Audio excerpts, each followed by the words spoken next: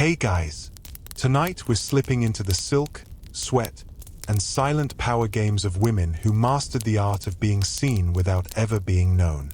Geishas, living illusions, trained from childhood to turn stillness into seduction, and silence into control. This isn't a love story. It's a survival story wrapped in lacquer and layered kimonos. So before we unravel centuries of painted smiles and whispered secrets, go ahead and like the video if you're into late-night stories that stick with you. Subscribe if you want more journeys like this, the kind that don't just help you sleep, but make you think first. And hey, let me know in the comments. Where are you listening from, and what time is it over there? It's always wild seeing who else is out there, not sleeping, right alongside you. Now dim the lights, let the world outside melt away, and let's begin. You don't hear the geisha before you see her. You feel her, like a pause in the wind, like someone holding their breath just behind your shoulder. The floor doesn't creak. Her steps don't echo. She doesn't walk, she arrives. And when she does, it's not with noise, but with presence. A presence so thick it makes the air seem heavier, like incense left too long in a small room. You could be in Kyoto or somewhere inside your own mind. The difference is negligible at this hour. The room is dim. Paper walls filter moonlight into soft geometry. You're not sure if it's the 19th century or a dream from last night. In front of you, she kneels with impossible grace, every movement choreographed down to the twitch of an eyelash. She pours tea like it's a ritual that might summon gods. Her smile isn't cheerful, it's practiced, elegant, slightly tragic, like someone who's been clapping at the same play for decades, knowing the ending never changes. Her face is painted white, yes, but not like clown white. It's the white of snow untouched by footsteps, of silence in the middle of a scream. You wonder what's underneath, not just the makeup, but the stillness. And something inside you whispers, don't ask. You're not here for answers. You're here to see. There's something unnerving about a smile that doesn't change, no matter what's said. Like a porcelain mask glued to soft skin. And maybe that's what keeps you looking. The contradiction between the delicate movements and the weight behind them. She is beautiful, sure, but not in the Instagram way. In the way a blade is beautiful when it's been sharpened by centuries of silence. No one tells you this part in tourist brochures. You came looking for cherry blossoms and tea ceremonies, but found a woman whose entire existence is a performance, and whose audience forgot to leave centuries ago. You're in a room built for aesthetic pleasure, but now it feels like a stage. And the actress? She hasn't blinked in 40 minutes. And you're still watching. Because this isn't about her. This is about you. Your fascination. Your assumptions. Your ideas about what it means to be graceful, mysterious, or feminine. You've seen her in movies. Read her name in history books. Maybe even tried on a kimono at some theme event. But now that she's real, painfully, beautifully real, you realize you know nothing. You imagine asking her, are you happy? But even in your mind, the question sounds stupid. Like asking a monk if his robe itches. Happiness isn't the point here. Discipline is. Precision. The art of disappearing while everyone watches you. She is a ghost in silk. A master of presence who makes herself vanish. She bows. You bow. The whole room breathes in sync, like it's been trained for centuries. You're suddenly aware of your heartbeat. It's loud, clumsy, Western. You try to match her silence, but the effort just makes your shoes squeak and your thoughts even louder. She notices. She always notices. You wonder if she knows what she's doing to you. Probably. That's part of it. The control.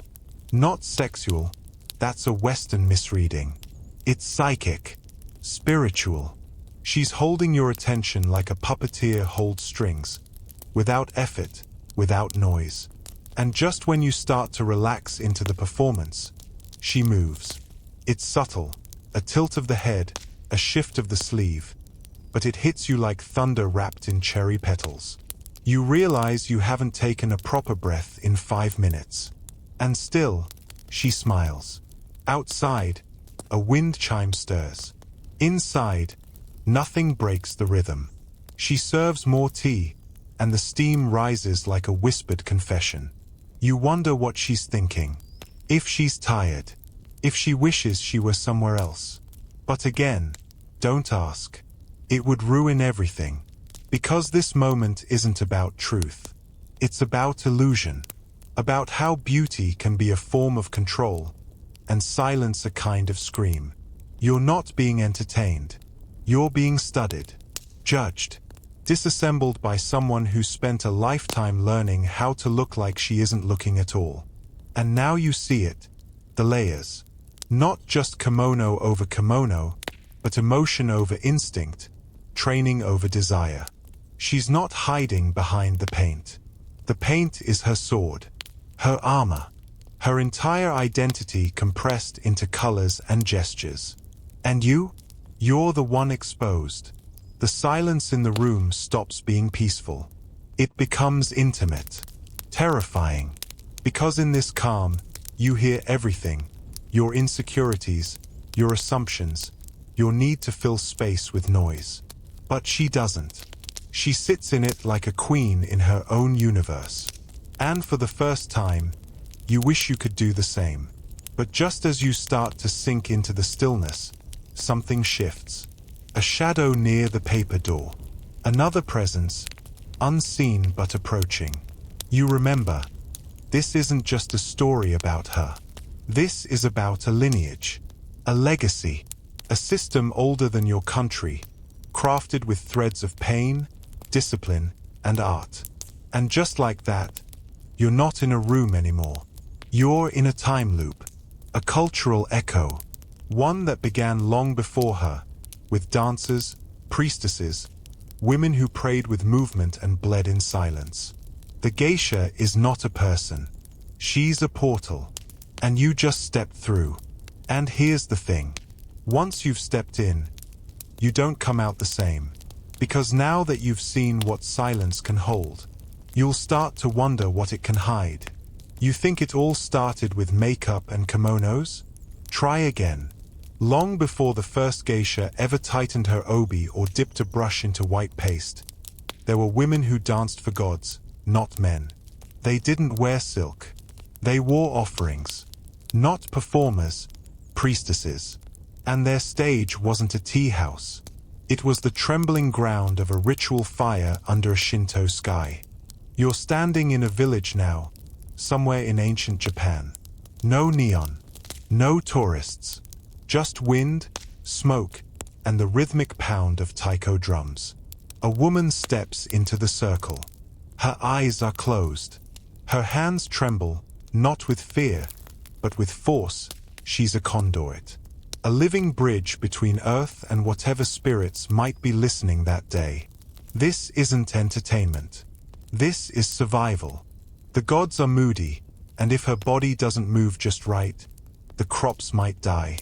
These women were the first echoes of what would become the geisha. Sacred, powerful, untouchable. Their voices weren't soft. They commanded storms. They sang to banish demons. They danced to heal sick children. And unlike the geisha you picture now, they weren't expected to smile. Smiling was for amateurs. They had bigger things to do. But as with all things beautiful and powerful, the system came.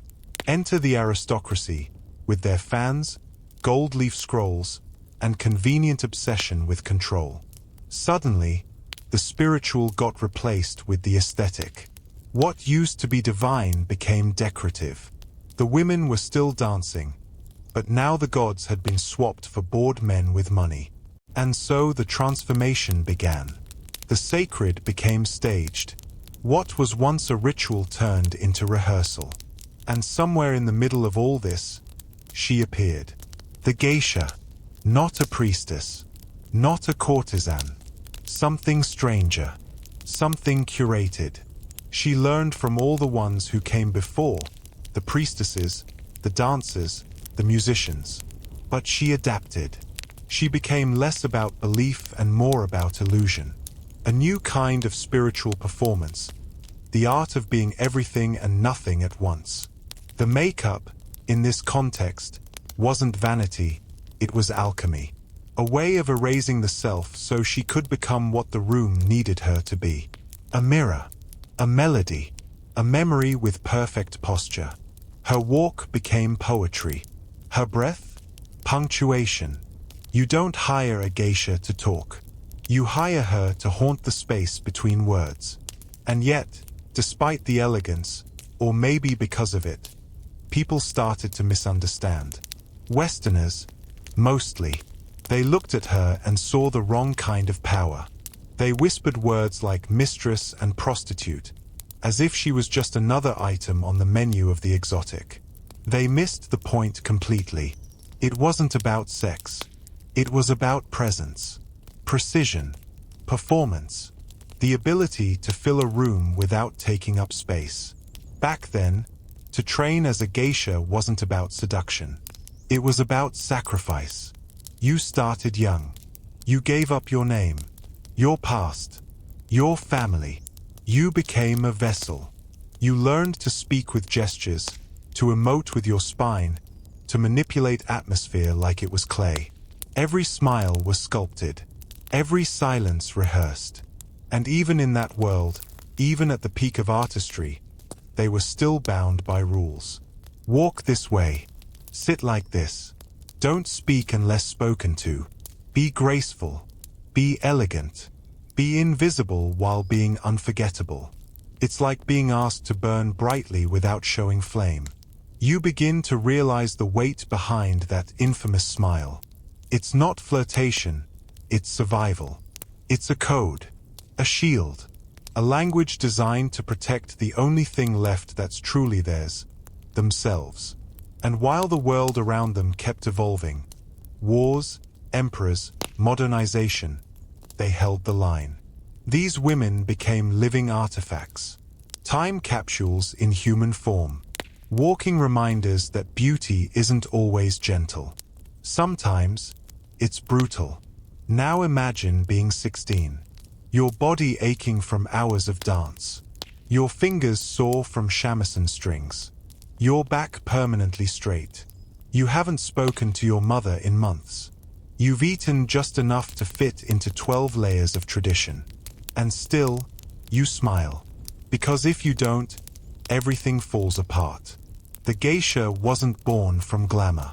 She was forged in ritual, in repetition, in restraint. She's a mosaic made of borrowed customs and erased desires. A ghost made flesh. And every time someone misreads her, every time a movie poster turns her into a fantasy, she disappears a little more. But not tonight. Tonight, you saw her roots. And they weren't painted. They were scorched into the earth. She's 13, maybe 12. She doesn't carry toys in her sleeves, just instructions. She doesn't dream of being a princess. She dreams of earning silence. Real silence. The kind that comes when no one is correcting your posture or slapping your ankle for stepping too loud. You think she wanted this? Of course not. But no one asks little girls what they want when tradition has a script and your family needs rent. Her name is gone now. She gave it up at the door like old shoes. The woman who opened that door didn't smile. She just nodded and gestured toward a small room with no heat and too many rules. Welcome to the Okiya, the geisha house. It smells like rice, incense, and ambition. And from the moment she stepped inside, everything became choreography. There are other girls here. Some cry at night, but quietly, because if the Okasan hears, that's another punishment. No crying, no opinions, no sudden movements. The only acceptable emotion is grace, and even that better be quiet. Her days start before the sun. No breakfast, just training. Music lessons, dance practice, walking drills, bowing rehearsals. Hours and hours of learning how to smile without showing teeth, how to laugh without sound, how to move like you were born on floating clouds. Her feet swell, her muscles ache. No one asks how she feels. Because feelings? Those get ironed out, just like the folds in her kimono. She misses her home, but not enough to go back. There's no place for failure in this world. If you don't make it, you become background, a servant, a footnote in someone else's tea ceremony. So she learns. Fast. Because she has to. Because the only thing sharper than her eyeliner is the judgment of every older geisha in the house. The first time she wears the red lipstick, only on the bottom lip, of course, she looks in the mirror and doesn't recognize herself. Good. That means it's working. That means she's becoming the product. The illusion. The dream. A Maiko in training. Almost worthy of being watched. She learns to walk in okobo, those ridiculous platform sandals that make your ankles scream. She stumbles, falls, gets back up, bleeds a little, doesn't cry. The other girls see. No one says a word. That's the code here. Suffer in style. Her nights aren't restful. She sleeps in a room with 6 other bodies, each one tangled in thoughts of perfection and pressure. Some whisper about clients. Others talk in their sleep. She just stares at the ceiling and counts the days until her next test. There are always tests. You don't pass them with grades. You pass them with poise. When she finally gets chosen to accompany a senior geisha for an evening, she trembles, not with joy, but with terror. One wrong move and she'll disgrace the house. One stumble, and the client might never come back. So she memorizes every rule twice, every bow 3 times, every smile 5 times. There is no room for improvisation. Her body is now an instrument, finely tuned, exquisitely fragile. At dinner, she serves with shaking hands. But she hides it well. She laughs at the right moment, bows at the right angle, says nothing, but says everything with her eyes. And when the client leaves, he doesn't even look at her. Perfect. That means she did it right. Back at the Okiya, she removes her wig and scrubs the makeup off her face until her skin feels raw. In the mirror, she sees herself again, barely. A tired child with red-rimmed eyes and a fading sense of identity. But she made it through the night. That's what matters.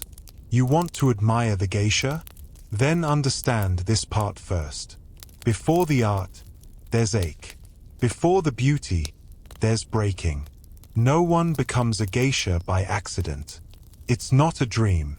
It's a design, built over bruises, etched into bones. And the younger you start, the less you remember who you were before the mask. But here's the thing no one tells you. The mask isn't just painted on. It grows from the inside. And by the time you're ready to wear it full time, you're not sure where your face ends and the illusion begins. She wakes before the sun, but you'd never know it. When she steps outside, not a single hair is out of place. Her kimono folds like a whispered command. Her eyes draw just enough attention to make you forget they're tired. This isn't makeup. This is armor. And she wears it like someone who's forgotten how to feel naked. You picture glamour, red lips, laughter, maybe a flute playing in the background. But here's the truth. Nothing about being a geisha is effortless. Every inch of elegance is a battle. Every movement is rehearsed to the point where muscle memory becomes muscle mind. You don't just perform. You become the performance. Breakfast isn't breakfast. It's fuel. And not too much. She still has to fit into 12 layers of silk without looking like a walking futon. The dressing process alone takes over an hour. Hair pulled, tightened, styled into shapes older than your language. And heaven help her if a single strand falls during the night. because someone will notice. They always do. She steps into the world like a painting come to life, and the world responds. Men bow, women stare, children fall silent. But no one asks how she's doing. That's not part of the act. She smiles. Always. Because a cracked mask isn't poetic, it's bad business. Every day is a stage. Tea houses, banquets, poetry recitals. She doesn't just serve tea. She narrates a story with her hands. She doesn't just dance. She becomes wind, water, longing. Every gesture has a lineage. Every blink is calculated. You try blinking on rhythm for 6 hours. Let me know how that goes. When she plays the shamisen, her fingers bleed sometimes. Not dramatically, not enough to ruin the performance. Just enough to remind her that the illusion has a price. No one claps. That's not the point. She's not there to be applauded. She's there to make the room feel enchanted and forget why. And when it works, when it works, it's magic. People lean in. Time slows. The world gets quieter. She becomes gravity. But magic has a cost. The weight of perfection is heavy, and she carries it alone. No venting. No off switch. Even when she's home, she's still geisha. She eats slowly, moves with care, practices smiles in the mirror until she forgets which ones are real. The worst part? She starts to enjoy it. Not in the way you enjoy a sunset or a soft blanket. It's deeper, darker, like Stockholm Syndrome, but with tradition. The approval, the attention, the illusion of control. It becomes addictive. And why wouldn't it? In a world where women are often invisible, she's unforgettable. But unforgettable doesn't mean known. People don't see her. They see the idea of her. A walking fantasy, a breathing echo. She entertains, inspires, mystifies, but never reveals. Her real thoughts? Locked away. Her real voice? Filtered through flute music and haiku. She's trained to read the room like a psychic. Anticipate needs before they're spoken. Laugh at jokes that aren't funny. Pour sake with just enough wrist angle to imply affection without suggesting intent. It's not flirting. It's a power game where she always loses. Sometimes, at night, she lies in the dark and wonders who she'd be if no one was watching. And the silence answers, we'll never know. You might think this life sounds lonely. You're right, but not in the sad violin way. It's a specific kind of loneliness. The kind that only comes from being constantly admired and never really seen. Because when you live your life as a painting, you stop expecting anyone to ask about the brushstrokes. And yet, she keeps going. Because the show never really ends. The audience just rotates. Love, in her world, is a liability. Like slipping on your own silk or laughing out of sync. It's the one thing she was trained to avoid. And still, it creeps in. Like smoke under a paper door. At first, it's harmless. A glance too long. A client who says her name differently. A moment when the music stops and something flickers behind her eyes. But she shakes it off. She has to. That's not part of the script. Because geishas don't fall in love. They lean, nod, respond. They enchant. They vanish. They exist like cherry blossoms. Admired, symbolic, and always out of reach. There are stories, of course. Whispers behind folding fans. A geisha who dared to feel too much. She smiled the same, danced the same, but something changed. And when it did, everything crumbled. Her house lost favor. Clients vanished. Because nothing ruins fantasy faster than reality. And love, real love, is the rudest kind of reality. You don't keep customers by being a girlfriend. You keep them by being untouchable. A dream they can rent by the hour. So when her heart stumbles, she punishes it. She buries it beneath ritual, silence, and layers of embroidered denial. Still, it finds cracks. Sometimes it sneaks into the way she pours tea, slower, softer. Sometimes it lingers in a note from her shamisen, longer than necessary. And sometimes, just sometimes, it's in her smile, a real one, the dangerous kind. But love isn't patient here. It's impatient, clumsy. It wants things.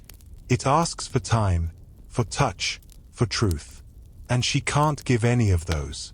Not without unraveling everything she's worked for. Because love doesn't care how perfectly you bow. It just wants to ruin you gently. So she pretends. Pretends she's fine. Pretends the compliments don't matter. Pretends that when he touched her hand for a moment too long, she didn't feel it in places she can't talk about. She smiles like it's all part of the show, because it has to be. There are rules. She can't date. She can't cry in public. She can't let anyone see what's behind the curtain. Some geishas try. They fall. Hard. Secret lovers. Midnight letters. Reckless escapes that end in scandal or silence. And when that happens, the world doesn't mourn. It shrugs. One less illusion. One more woman who forgot her role. So she watches herself. Doubles down on the performance. Becomes colder, sharper, smoother. Not because she wants to, but because she has to. That's the cost of surviving as a symbol. You sacrifice your softness. And still, she hopes. Quietly, stupidly, that maybe one day, someone will see her. Not the costume. Not the role. Her. And not want to own or save or possess her. Just understand her. But most nights, that hope dissolves with her makeup. Because love, in her world, is like the moon's reflection on water. Beautiful, unreachable, and always a little bit fake. And so she keeps smiling. Because a smile, unlike love, never asks anything back. She stretches. Carefully. Slowly. Like a porcelain doll testing the limits of its hinges. The room is quiet, but her joints crack in protest. Tiny betrayals echoing off paper walls. The kimono hasn't even touched her yet, and her body is already bracing. Because it remembers. And so do you. Because something about her smile from last night didn't sit right. Like seeing a ballerina bowing on a broken foot. The truth is, the art hurts. Always has. The weight of the obi around her waist is tight enough to bruise. Her sandals aren't shoes. They're platforms of passive-aggressive architecture. Her back is constantly straight, but not out of pride, out of survival. Slouch once, and the illusion shatters. The makeup isn't gentle either. That thick white paste clogs pores, suffocates skin. Her face itches beneath it, but she doesn't scratch. That would ruin the mask. And the mask is more important than comfort. Always. Then there's the food, or lack of it. She eats like someone trying not to exist too loudly. Small bites. Light meals. Not because she's delicate, but because the kimono demands it. Gain a kilo, and the seams scream. So she learns to sip instead of chew. To fake fullness. To smile through hunger. And sleep? That's just a rumor. When the banquets end, when the last guest stumbles out and the lanterns are dimmed, she doesn't collapse. She cleans, practices, rehearses, prepares for tomorrow's perfection. Her hair is too tightly styled to lie down comfortably, so she sleeps sitting, or sideways, or not at all. She's tired, but she's trained. So she performs fatigue like she performs everything else, gracefully. You watch her one morning, as she dips a cloth into cool water and presses it gently to her neck. Her hands tremble for just a second, not from emotion, from inflammation. Her joints hate her now. Her muscles mutter curses she's learned to ignore. Pain isn't an enemy anymore. It's a colleague. Even her voice is tired. Not that she gets to use it much, but when she does, soft, precise, always melodic, it takes effort. There's a pressure to sound gentle, even when the body wants to scream. And still, she shows up. Because the room expects her. The clients expect her. The legacy demands her. And no one wants to hear about her back pain. That's not poetic. No one wants to picture her icing her ankles between courses. That breaks the spell. So she hides the fatigue. She paints over the ache. She bows like her ribs aren't bruised. She dances like her feet don't bleed. And every time she pulls it off, someone says, she makes it look effortless. You'd laugh if it weren't so tragic. Because there's a strange kind of violence in elegance, especially when no one believes it's violent. The geisha doesn't get sick days, doesn't get massages, doesn't get to say no, her body is not her own. It belongs to the role, the tradition, the spectacle. And she protects that illusion with everything she has, even when it means hollowing herself out from the inside. But the human body has limits. And the soul? Even more so.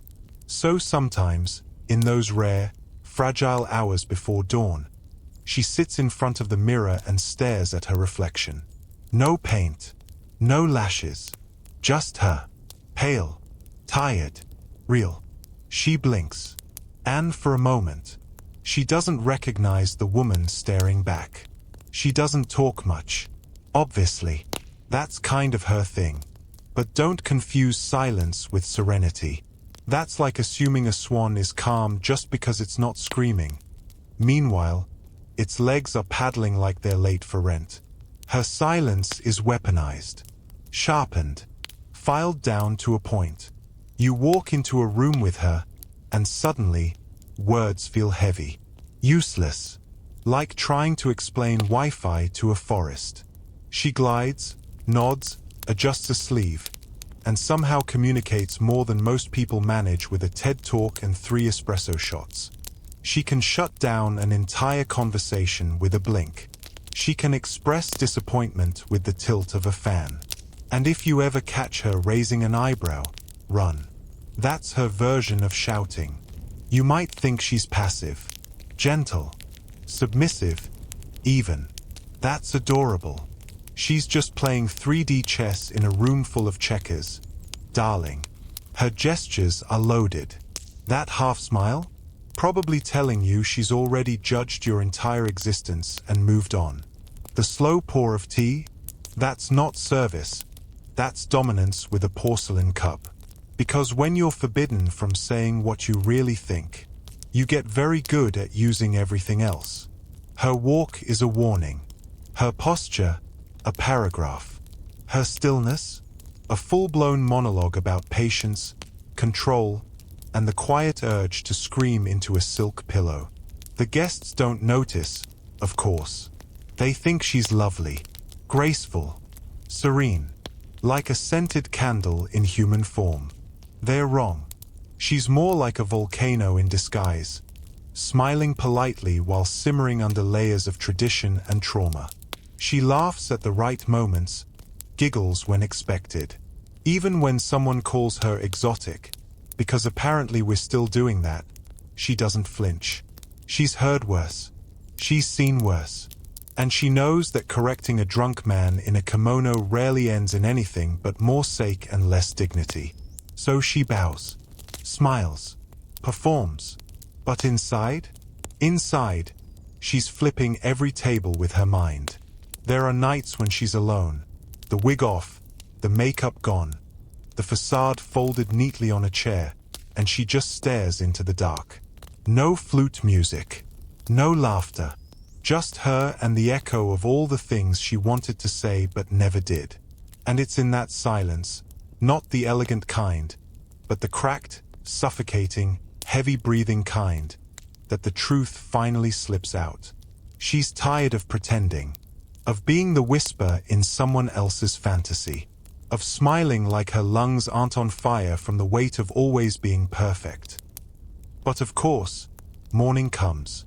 And so does the paint. The kimono. The voice that isn't really hers.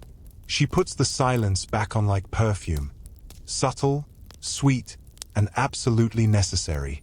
Because vulnerability, that's not part of the act. Because honesty, that doesn't get tips.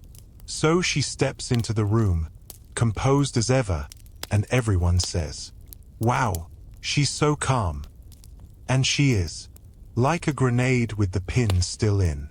She steps outside and the world is different now. Not louder, just distracted. She passes a group of tourists snapping photos of a vending machine, completely unaware that they just walked by a living cultural treasure. It's fine. She's used to being invisible while looking unforgettable. There was a time when her presence would have silenced a room.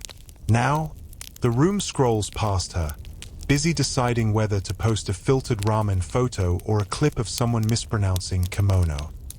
She doesn't mind the modern world, not exactly. What she minds is the way it looks at her.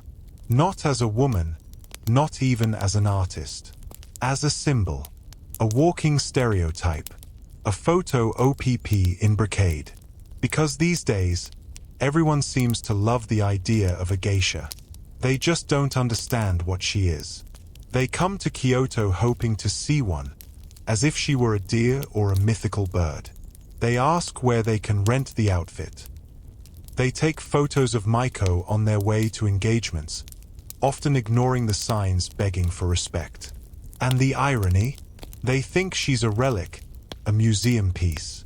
But she's not the one holding the selfie stick in front of a tea house like it's a cosplay set. She hasn't changed much. Not in essence. The kimono is still tied with precision. The shamisen still sings the same aching notes. The dance is still silence translated into poetry. What's changed is the gaze. And in some ways, that's more disruptive than any technology. Once, she was surrounded by people who understood the weight of her movements. Now, she performs for audiences who think grace is a filter. Some of her peers adapt, carefully. A few okiya now offer brief, educational experiences for respectful outsiders. Some host controlled, small events. But nothing close to the real thing. The real thing? That still happens behind closed sliding doors, where silence reigns and respect is non-negotiable.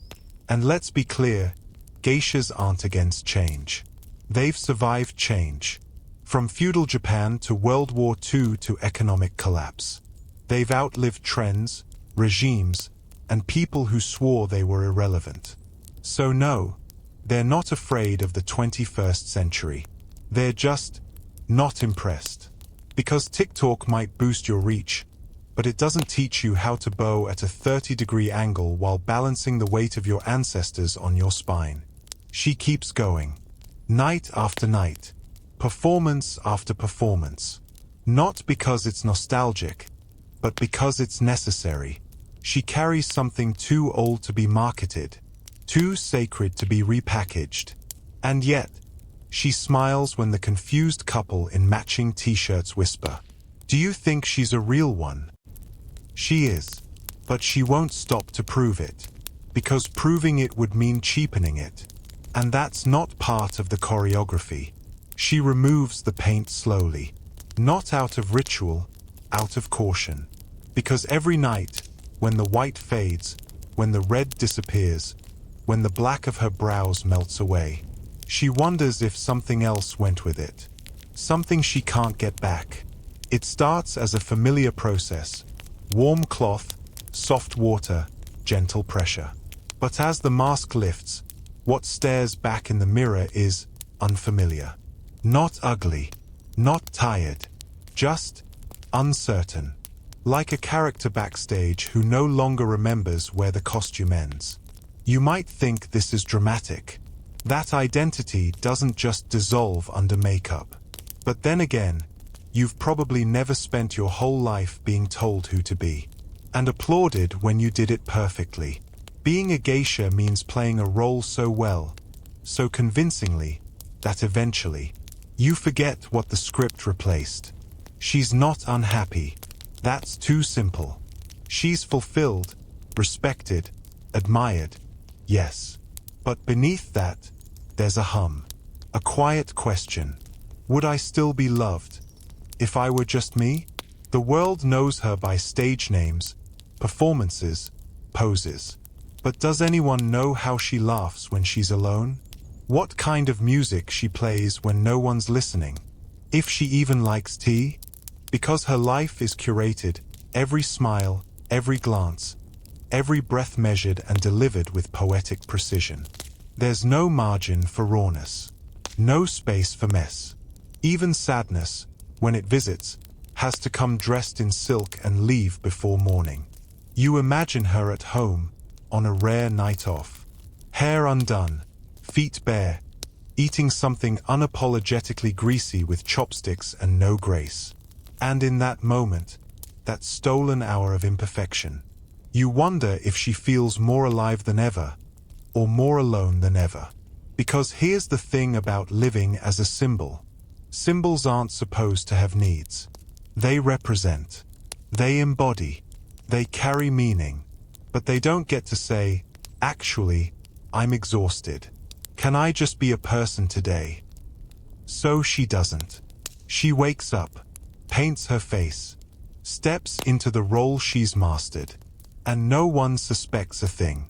But sometimes, in the split second between removing one earring and reaching for the next layer of herself, there's a flicker, a glance, a moment, and it feels like watching a star try to remember what it was like before it was named, before everyone looked up at it and called it beautiful, without ever asking if it was lonely out there.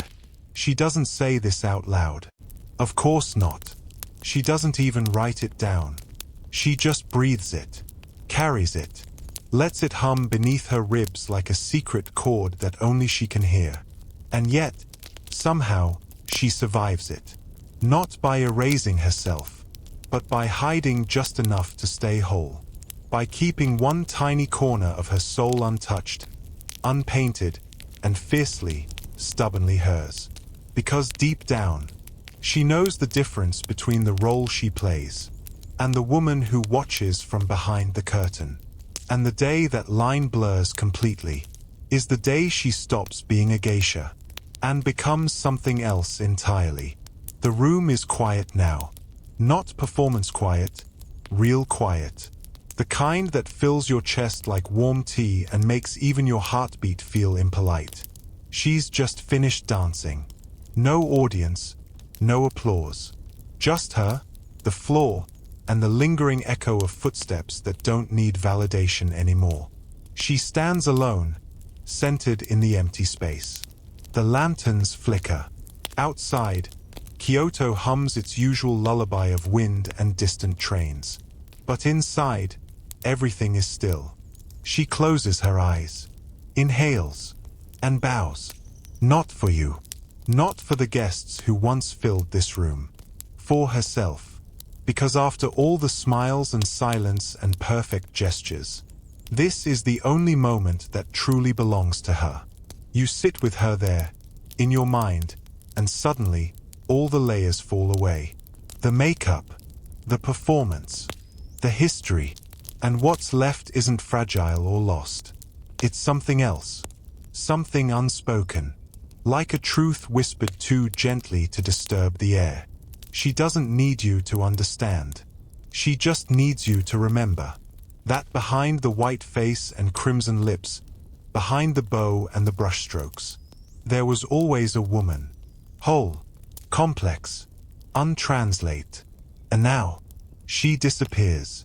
Not dramatically, not with fireworks or fanfare, just like she arrived. Softly, silently, like a shadow stepping out of its own light. But before the silence takes her entirely, before the screen closes and the image fades, another sound stirs in the distance. Not the chime of bells or the pluck of a shamisen. This sound is heavier, richer, a low metallic clink, a golden spoon hitting porcelain, laughter echoing through gilded halls. Because far away from Kyoto, in another empire entirely, a feast is being prepared. And while one world fades behind lacquered doors, another waits behind velvet ones. The stage is changing. The lights are warmer now, the shadows deeper. And the next story? It doesn't whisper. It roars, in Russian. It's cold. Not the bring a jacket kind. The kind that makes your bones consider early retirement. Outside, snow hurls itself against the stone walls of a palace so large it has its own echo. Inside, a different universe. Warmth, chandeliers, and the kind of silence that smells like power. You step through the doors and it hits you. Opulence so intense it feels hostile. Everything is gold, except the faces, which are powdered pale and smile only when absolutely necessary. You're not a guest here. You're furniture with opinions. Welcome to dinner with the Czars. The table stretches endlessly, like someone dared an architect to outgrow a football field. Velvet-lined chairs, polished silverware, and more candles than scents. It's not set for a meal, it's set for a performance. The roast peacock is not food, it's a statement. You sit, not because you're comfortable, but because you were told to. Around you, nobles with diamonds in their teeth and anxiety in their posture. Everyone's dressed like the revolution isn't happening outside. Because denial, apparently, pairs well with brandy. The Tsar arrives. You know it, not because a trumpet plays, but because the air shifts, like it's making room for a god who occasionally misplaces his humanity. He walks slowly, not from age, but from expectation. Every step rehearsed. Every gaze returned with controlled boredom. His robe is red. Not crimson, execution red. Gold thread curls around his shoulders like vines choking a monument. He sits at the head, naturally. Not because he's hungry, but because he's the reason everyone else is. The servants pour in, faceless and fast, like trained ghosts. Plates arrive with the delicacy of a religious offering. No one eats yet. Not until the Tsar does. You glance at your plate, some unidentifiable animal glazed in fear and imported honey. You smile. That's the correct response. Finally, he lifts a fork. Not a toast. Not a blessing. Just a fork. And suddenly, everyone's chewing like it's a privilege. Because it is. In this room, digestion is political. Swallow wrong, and you might lose land. Or your head. You try to taste the food, but it's hard. Everything here tastes like tension marinated in expensive sauce. You're afraid to comment. You're afraid not to comment. One wrong adjective and you're tomorrow's scandal whispered in velvet halls. The Tsar speaks. His voice is deep and slow, the kind of voice that has never said sorry or help. He talks about taxes, expansion. A war you'd forgotten was happening. The nobles nod rhythmically, like bobbleheads in fur. No one interrupts. No one ever interrupts. You realize you're sweating, despite the cold outside. That's the real magic trick here, turning fear into fever while wrapped in ermine. Across the table, someone drops a spoon. Every eye turns. The man freezes. The Tsar stares. Then, a smile. Small, sharp, like a knife disguised as hospitality. The music plays softly now. Violins. Because nothing says stability like a string quartet drowning out the sound of hunger riots a few miles away. You sip your wine. It's older than your country. Probably stolen from someone who also smiled too much at dinner. You look around. Every person here is pretending. Pretending they like the food. Pretending they're comfortable. Pretending they don't hear history knocking on the front gate with a torch in hand. And yet, the performance continues. More courses arrive. More jewels sparkle. More conversations about things that don't matter. The Char laughs at something no one understands. Everyone laughs with him. Hysterically. That's safer. Somewhere in the middle of dessert, a confection so sugary it threatens your teeth and your conscience. You realize this isn't a dinner. It's a ritual. A reenactment of control. A reminder that here, at this table, reality is whatever the Char says it is. The doors stay closed. The world stays out. And as long as the plates stay full, no one asks who's starving to keep them that way. You exhale, slowly, because you know now, this isn't just a meal. This is a weapon with a tablecloth. And the Char? He's not dining. He's demonstrating. You step outside the banquet hall for a moment. Not physically, mentally. Because while inside they're still debating whether the beluga caviar was salted just right. Outside, someone is trying to boil leather for soup. And you start to wonder which flavor is more honest. The streets beyond the palace are colder than memory. You can feel it, even here, behind gold-threaded curtains and imported carpets. A nation shivers while the elite dabs foie gras off crystal plates. It's not an empire. It's a snow globe filled with suffering. Just shake and watch the pour swirl. Inside, the Char asks for more oysters. Not because he's hungry, but because excess is his favorite seasoning. No one tells him oysters aren't in season. No one tells him people are eating bark again. No one tells the Char anything that might disturb the digestion of his divine ego. The kitchen knows. The servants know. They just smile and shave truffles onto dishes they can't pronounce and will never taste. You peek into the imperial kitchen. It's not a kitchen. It's a war room. Hundreds of hands chopping, searing, plating under pressure that could break steel. Every meal is a political maneuver dressed as duck l'orange. And the Char? He believes this is normal. That God wanted him fat while the peasants got frostbite. He calls it destiny. You'd call it delusion with garnish. One footman whispers about the latest grain shortage. Another mentions a village that hasn't seen bread in weeks. But none of this reaches the banquet. Because the last time someone brought bad news to a Char, their tongue was sent home in a jewelry box. You sit back down and the next course arrives. Some absurd meat, sculpted into a swan, stuffed with smaller birds like edible nesting dolls. You're not even sure it's food anymore. It's theater. And the starving outside? They don't get a curtain call. You imagine a mother trying to explain to her child why there's nothing to eat tonight. Meanwhile, a noble next to you complains that the sauce is too French. You wonder what flavor tragedy has when paired with entitlement. There are rumors of food riots, not far from here. The guards pretend not to hear them. The Char raises his glass and toasts to peace and plenty. You almost laugh. Almost. Because you realize, hunger is invisible here. Pain doesn't cross the moat. And anyone who mentions it too loudly disappears. A servant spills soup. Silence falls. A look from the Char. The servant vanishes, not instantly, but permanently. And the soup is refilled as if nothing happened.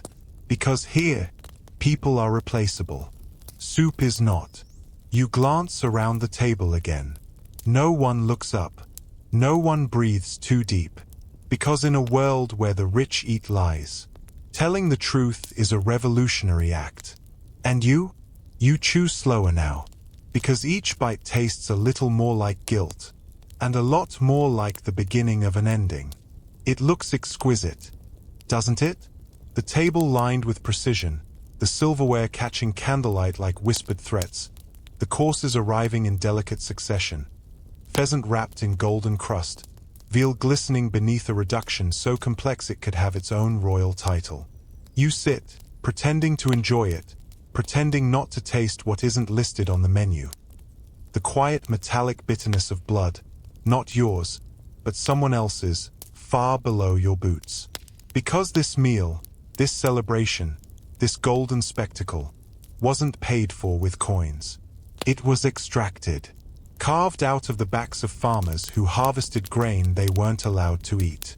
Squeezed from villages that grew citrus for the Czars' palate while their children gnawed boiled bark and hollow hope.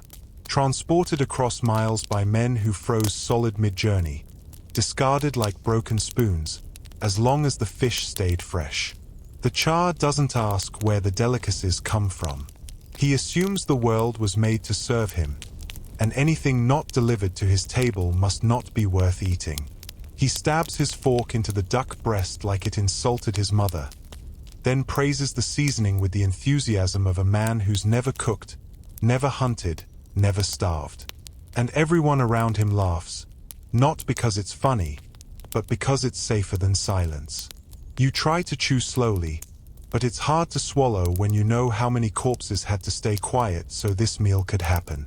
Each bite is a negotiation with your conscience. That caviar? It's from a region currently under siege. Those spices? From a colony that's burning. That wine? A gift from a noble who needed a favor. Or forgiveness. Or amnesty disguised as merlot. A general at the table lifts his glass. Toasts to victory, whatever that means today. He hasn't seen the front in years, but he likes the taste of victory when it's paired with saffron and roasted almonds. You raise your glass, too, because protocol tastes better than poison, and you're not in the mood for exile tonight. No one talks about the missing guests, the duke who fell from favor or from a window, the cousin who once criticized the Tsar's appetite, now conspicuously absent, the courtier who brought bad news too bluntly, replaced by someone quieter, more decorative. The food keeps coming. Dishes get more elaborate, more absurd. A roasted peacock dyed with berries, tail feathers splayed like a warning. A pastry so delicate it trembles when you breathe too hard. The Tsar calls it art. You call it panic baked in sugar. The palace vibrates with music, laughter, footsteps, orders barked too low to be heard clearly. Somewhere, someone is scrubbing silver until their knuckles bleed. Somewhere, someone is polishing boots that will never walk through snow because the Tsar doesn't like cold feet.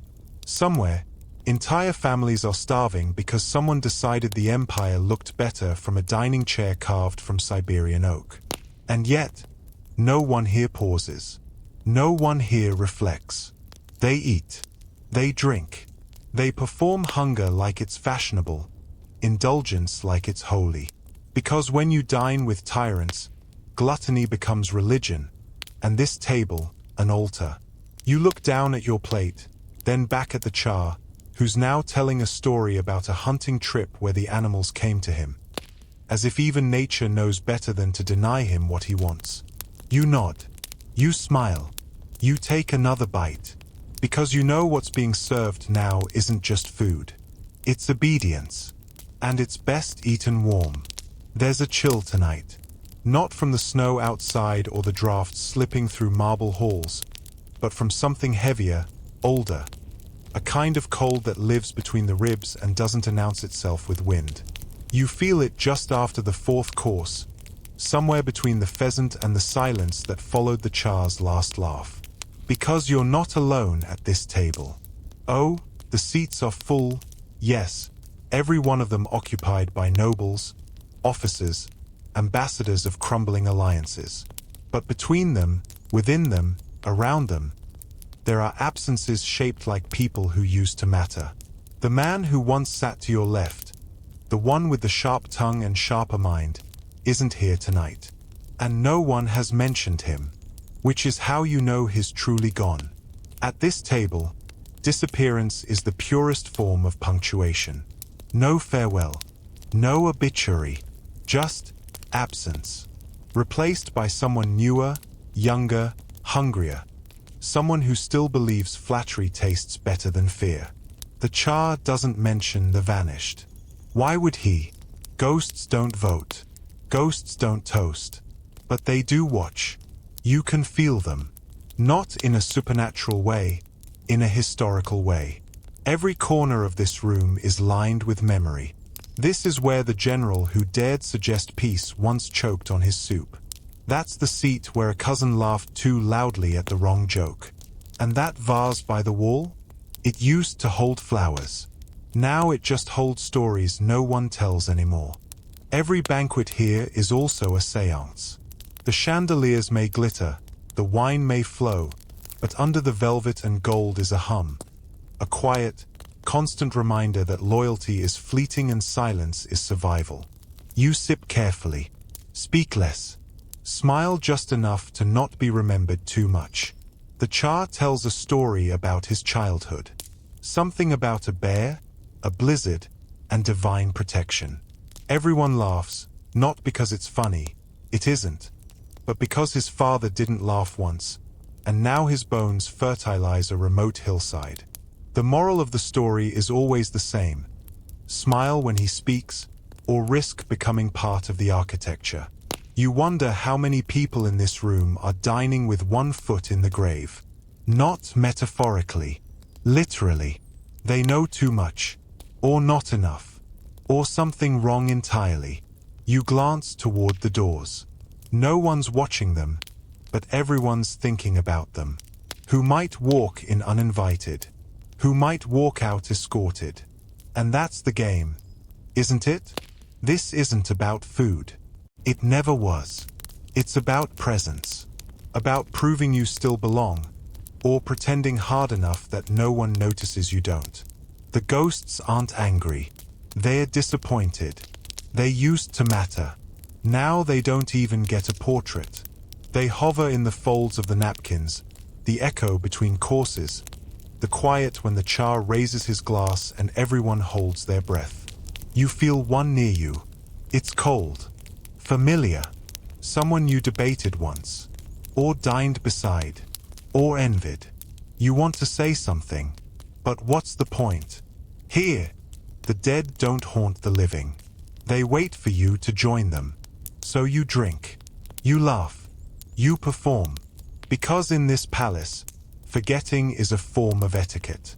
And remembering too clearly is how ghosts get made. There's a rhythm to it, a choreography so precise it could be mistaken for instinct, but it isn't. Nothing here is natural. Every gesture has been practiced in mirrors that never forgive. Every smile stretched across jaws that remember how dangerous it is to show teeth without permission. You don't eat at this table. You perform consumption. And the audience? They're wearing fur and watching like your fork is a declaration of loyalty. You lift your glass too early? A subtle glance. You place your spoon in the wrong direction? A pause in conversation. You reach for the wrong bread plate? God help you, not because of the bread, but because it means you weren't trained well enough to survive here. In this world, etiquette isn't manners. It's armor.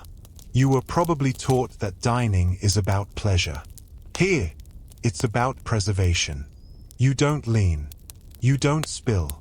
You don't breathe with force. You sit straight. You chew like your life depends on silence, because it just might. One cough, one hiccup, one stray drop of soup on your cuff and suddenly you're noticed.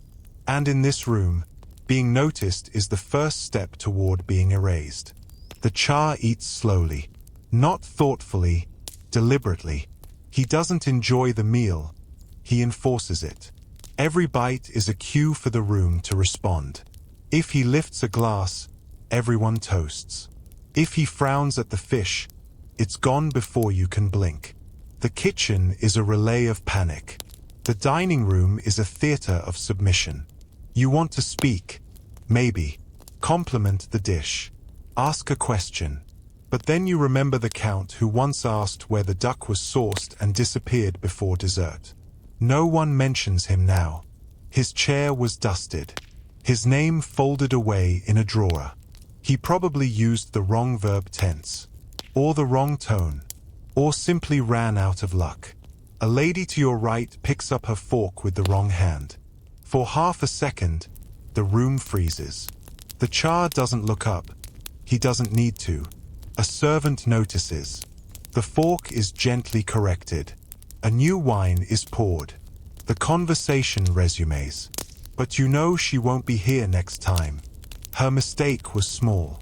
Her punishment won't be. There's no such thing as forgiveness here. Only correction and consequence. You try to keep your hands steady, your words few, your eyes vague.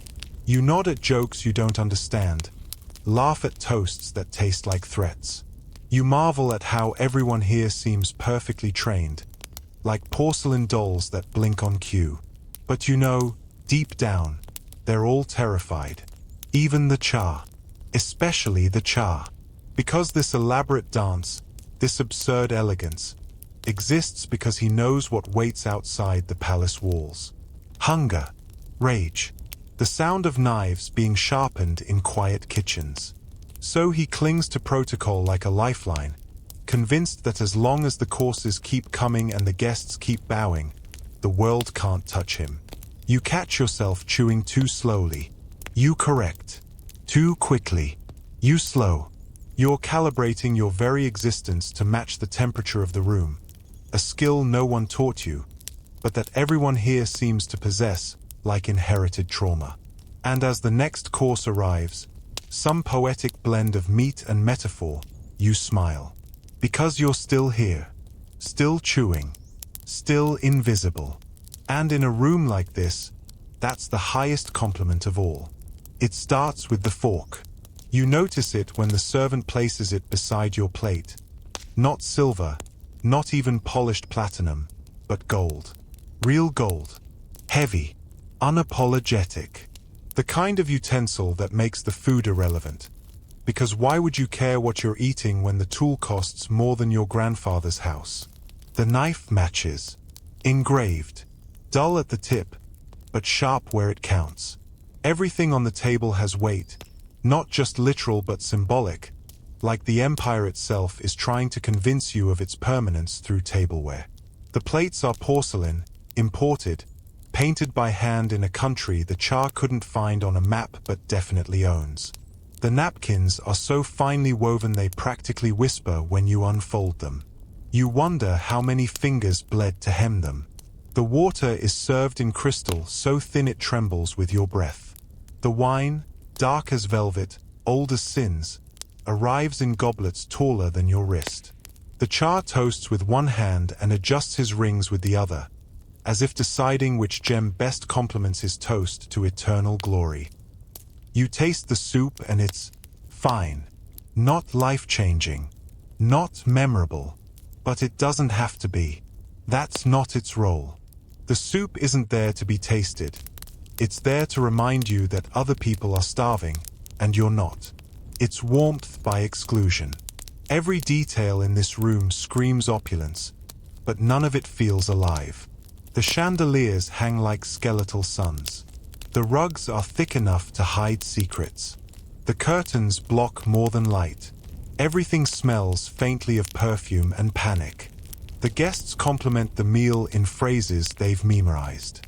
Exquisite. Delicate. Inspired. You echo one or two, not because you mean them, but because language is currency here, and no one wants to be broke. A servant refills your glass, his hands trained to vanish. You wonder how long he's been pouring for men who won't remember his face. He sets the decanter down with surgical precision. He doesn't speak. He's not supposed to. The Czar begins to speak of taste. Not political taste. Culinary taste. He brags about saffron like he harvested it himself.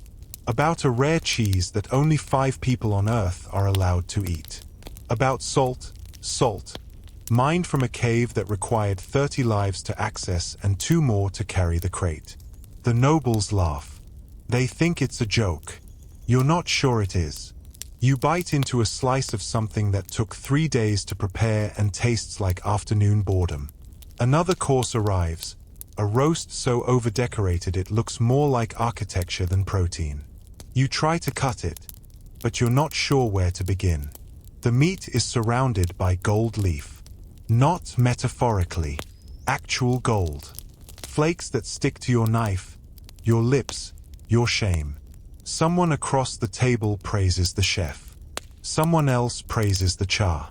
No one praises the people who planted the seeds, fed the animals, built the roads, died for the cargo. You taste another bite, and it's not bad, but it tastes like something trying to distract you from itself. The Czar smiles. Not kindly, not warmly, just enough to remind everyone he's still in charge. He lifts his glass, and the room quiets. Another toast. This one to legacy, to permanence, to the throne that will never fall. And yet, something about the toast rings hollow. Not because the wine is cheap, it isn't, but because the toast is. You look around and realize, this isn't a meal. It's a costume, a last gasp dressed as a feast. Gold has a flavor, yes. It tastes like distance, like denial, like the kind of hunger that no amount of truffles can satisfy. It begins like everything does in places like this. Quietly, a rumor whispered between servants in the hallway, a delay in the bread delivery, a missing shipment of wine from a region that no longer replies to letters. Nothing dramatic at first, just small things, forgettable things, until they start piling up like snow, like silence, like truth no one wants to acknowledge. You hear the first real sign during dinner. The meat arrives cold. Not by much, just enough for a noble to frown. A servant apologizes. There were supply issues. The Czar waves it off, but you notice how tightly he grips his glass. He doesn't like interruptions, or explanations, or anything that reminds him that the Empire doesn't obey him as fast as it used to. Outside, things are different. Bread lines stretch longer each week. Coal rations shrink. A mother trades her wedding ring for a sack of onions. A child eats snow. But none of that touches the palace. Not yet.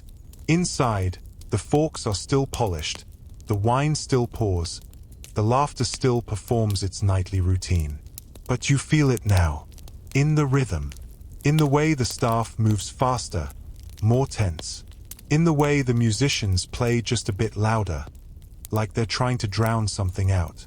The Czar makes another toast, to endurance, to unity, to the strength of the people. Everyone nods, but no one swallows. A general leans in to whisper something to his wife. She nods, eyes fixed on her plate. They've heard what's happening in the provinces. Riots, fires, the bakeries stormed, the army, some units refusing orders. Nothing official, of course. Just rumors. Just static at the edge of the map. But maps have edges for a reason. They keep the fear contained. You excuse yourself and step into the corridor. The guard by the door shifts when he sees you. You ask nothing. He says nothing. But his uniform looks worn. His boots, older than protocol allows. You realize, slowly, that even here, inside the sanctum, the erosion has started. Back at the table, dessert arrives. It's beautiful. A fruit compote from a place currently under siege, paired with cream so delicate it collapses under breath. No one eats. Not because they're full, but because they're listening. There's a sound. Faint, distant, like thunder, but wrong. You glance toward the windows. Just snow, just wind. But something's moving beyond it. Something restless. The Czar doesn't notice, or pretends not to. He's telling a story now, one about his grandfather. A war, a victory, something heroic. His voice gets louder. Everyone leans in, not because they care, but because it's safer than silence. You drink. The wine is bitter. Someone jokes about it. No one laughs. A noble asks for more bread. The servant hesitates, then says very softly that the pantry is being reorganized. You understand what that means. There's no bread. Not here. Not now. And suddenly, the room feels colder than the snow outside. The Czar claps. The musicians play louder. But the music doesn't reach your ears. Because you're thinking about the doors. The ones they always keep locked. And how, for the first time in years, they feel thin. You look around and realize, this is no longer a feast. It's a ritual of denial. A dinner party at the edge of a cliff. And you're holding a golden spoon, pretending not to hear the empire collapsing just beyond the velvet. The room is glowing, golden, grand, like nothing could possibly go wrong in a place so well lit. The chandeliers burn brighter than usual tonight, as if someone turned up the wattage to compete with the anxiety. The carpets are freshly brushed, the plates realigned 3 times, the silverware polished until it reflects not just faces, but fear. This isn't a banquet. It's a distraction with a guest list. You arrive late, or maybe everyone else arrived early. Either way, something feels off. There's too much laughter, too many hands gripping goblets just a little too tightly. You smile, because that's the rule. But your eyes scan the room like they're reading a will. Everyone's dressed like it's still safe. That's how you know it's not. The Czar enters. Not with pomp, but with posture, the kind that says everything is under control, even when it clearly isn't. He wears red tonight. Regal. Final. His smile is thinner than usual, more like a veil than a gesture. He raises his hand and the room quiets like a well-trained animal. Someone starts playing a violin. A slow, nostalgic piece. Too nostalgic. The food is elaborate, of course. The menu reads like a eulogy for extravagance. Dishes that took weeks to prepare. Ingredients smuggled from cities already burning. Caviar that crossed a battlefield. Champagne from a vineyard that no longer answers telegrams. You eat because that's what's expected. You chew because that's what survival still looks like. Conversations swirl. Mostly trivial. A new poem. A shipment of lace. A noble's dog that's gone missing. No one mentions the mobs. No one mentions the railways shutting down. No one mentions the soldiers who didn't salute this morning.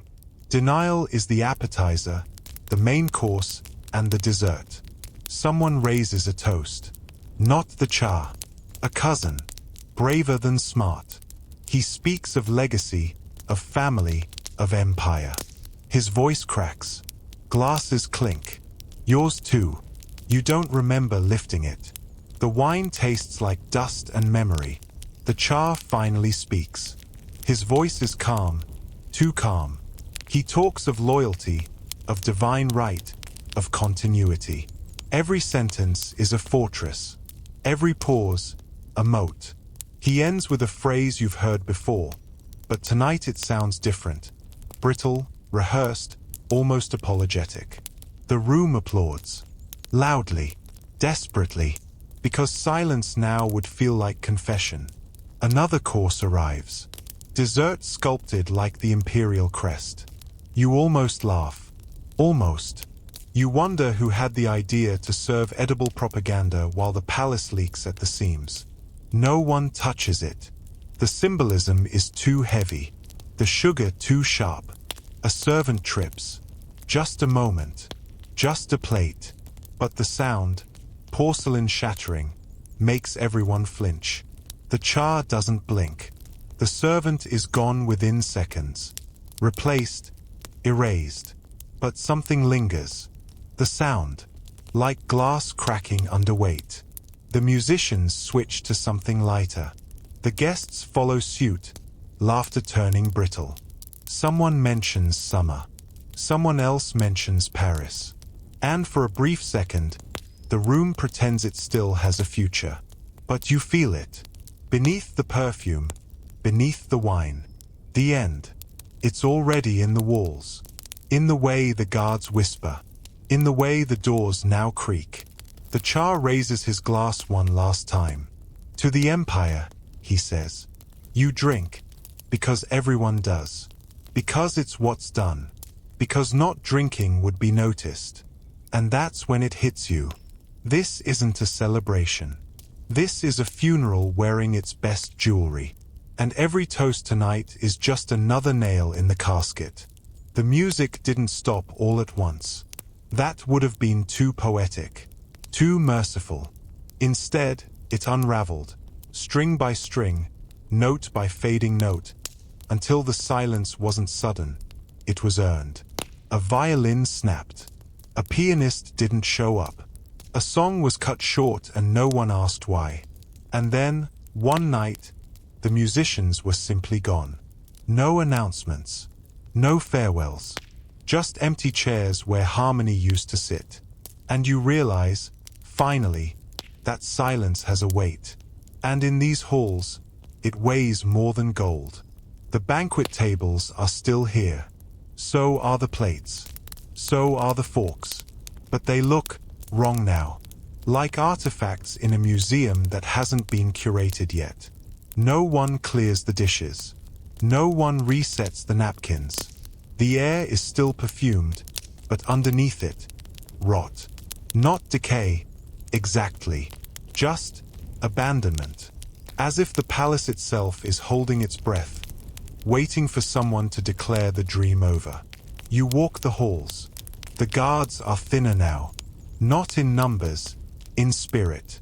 They still stand, still salute, but with the haunted look of men who've started counting their options. You pass a tapestry of the imperial family, still hanging proudly. You wonder how long before someone tears it down. Or worse, forgets it's there. Some rooms are locked now. Not for secrecy, but shame. The nursery, the chapel, the room where the Tsar once practiced speeches that were never heard. Dust gathers faster than memory here. You open a door and find a ballroom echoing its own footsteps. It smells of wax and ghosts. Letters arrive with less frequency. The ones that do come are shorter, colder. Entire cities have stopped responding. You ask a servant where the Czarina is, and he shrugs. Not rudely, just honestly. No one knows anymore. No one asks. That's what survival looks like now. Knowing exactly when to stop wondering. A rumor passes that the chef fled. Took nothing but a spoon and a rosary. The kitchen now echoes with voices that don't cook, only whisper. Another rumor says the Tsar hasn't left his chambers in 3 days. A third says he's already gone, replaced by someone who looks enough like him to keep the myth breathing a little longer. Outside, you hear movement. Not celebration. Not troops. People. The kind with empty hands and full hearts. The kind that empires forget until they're at the door. Inside, the mirrors are being covered. The windows shuttered. Not for safety. For dignity. Because it's easier to fall apart in the dark. You pass a hallway where servants once lined up to bow. It's empty now. Even the silence here seems exhausted. The Tsar appears once, briefly. His robe is wrinkled. His voice cracks. He nods at no one in particular. Someone tries to announce him. No one listens. That's when you know the empire is no longer falling. It has already landed. We're just waiting for someone to sweep up the dust. You look back at the banquet hall. The chandeliers are still lit, but dimmer. The plates still gleam, but duller. And the throne? Still there. But it feels like a joke now. Not a throne. A chair with a god complex. And that's the thing about endings. They never happen when you expect. They just keep not you and happening, until one day you realize it's over, not with a scream, but with an unfinished toast. You close the door, not out of respect, out of mercy, because the music has stopped, and the empire doesn't know how to dance without it. You stand at the edge of the ballroom, where dust dances in shafts of dying light, and it hits you. This was never your table. You were allowed to sit, to eat, to drink, but never to belong. The banquet wasn't a welcome. It was a warning, dressed in velvet. The Czars didn't host these feasts out of generosity. They weren't celebrating you. They were distracting you, keeping your mouth full so your eyes stayed shut. And it worked, for a while. You remember the first time you saw the gold. It looked eternal, indestructible, like history itself had been carved into the cutlery. But gold isn't strong. It bends. It tarnishes. It betrays. And in the end, it can't be eaten. That's the problem with palaces. They're made of the things you can't survive on. You think back to the toasts, the speeches, the laughter rehearsed like ritual. You remember nodding along, laughing too, maybe even believing it. But now you see the cracks, not in the marble, but in the myth. The empire wasn't a fortress. It was a costume, a disguise worn so long it forgot its own face. And as you walk through the empty hall, the silence speaks. It says, you were never meant to be full. You were meant to be fooled. You see the portraits on the wall, smiling men in robes, women with impossible necklines and vacant eyes. They stare past you, not because you're beneath them, but because you were never there. They weren't painted to be remembered. They were painted to be obeyed. A chair topples somewhere behind you. Not dramatically, just enough to echo. You don't turn back. There's nothing left to witness. The kitchen is cold. The guards are gone. The music is memory. What remains is you. And the truth. The empire didn't collapse because it was hated. It collapsed because it stopped listening. Because while they dined, the world decayed. You step outside. The wind bites harder than you expected. There's no crowd, no execution, no final bang. Just frost, quiet streets, and that strange calm that comes when something big has ended, and no one knows what replaces it yet. And maybe that's the lesson. That every banquet has a bill. That every crown comes with a curse. That if you eat long enough at someone else's table, you forget the taste of your own hunger. You walk on, not away, forward, because you're not here for another feast. You're here for the silence that follows, for the stories they never meant for you to hear, for the parts of history that don't make it into the paintings. And somewhere, deep inside, you know this isn't the last empire to fall. It's just the one that mistook applause for loyalty, and forgot that the kitchen always hears the first whispers of revolt. So go ahead. Brush the crumbs off your coat, because when power forgets to listen, history stops whispering and begins to roar. And speaking of roaring, what if I told you that wasn't the first time silence turned to smoke? Before Czars feasted, before Versailles glittered, before history had a throne to burn, there was Rome. Not just any Rome. The Rome. Marble-slick, wine-drenched, God-haunted Rome. The kind of city that believed it could outlive time, until time lit a match. So now, walk with me a little farther. Past the vodka, past the velvet, past the cold ash of fallen crowns, until your sandals hit cobblestone. Until you feel the air grow thicker. Until you smell oil on brick and the faint trace of something ancient smoldering beneath the surface. Because tonight, we're not chasing whispers anymore. We're walking into fire. You smell it before you see it. That strange sweetness that clings to the back of your throat like syrup left too long in the sun. The kind of scent that makes bakers pause mid-roll and mothers lift their noses like wolves sensing something they can't name. Something off, something coming. It's summer in Rome, and of course it is, because fire never chooses polite seasons, and the heat has soaked into the bones of every wall, every statue, every sandal scraping across the stone streets that hiss underfoot like they're holding back a secret, one that's getting impatient. The markets groan with the weight of overripe figs and half-shouted arguments, and the Subura, always loud and cracked at the edges, feels just a little too loud today, a little too frantic, as if the city itself is trying to talk over something it doesn't want to hear, like a drunk man arguing with silence. There's a child crying near a fountain that hasn't flowed in 3 days, and someone blames the aqueducts, someone blames the Senate, and someone just shrugs and spits because they've lived here long enough to know that water disappears in Rome the same way honesty does. Slowly, then all at once. You turn down a street where the shadows stretch longer than they should, where someone's playing music badly and someone else is shouting about Nero's latest obsession with theater. And above it all, there's that smell again. Too sweet, too warm, like perfume spilled over something rotting, a warning wearing a disguise. The roofs in the poor quarters lean against each other like conspirators, covered in oil-soaked rags and wooden beams that creak with every gust of hot wind. And the people there laugh too loud, like laughter might stop the spark they can't see yet but can already feel crawling beneath their feet. An old woman pours wine on her doorstep while whispering to gods that no longer return her calls. And she looks at you like she knows something you don't, like she's already seen the fire in a dream and decided not to wake up. Because some things are easier to burn through than to explain.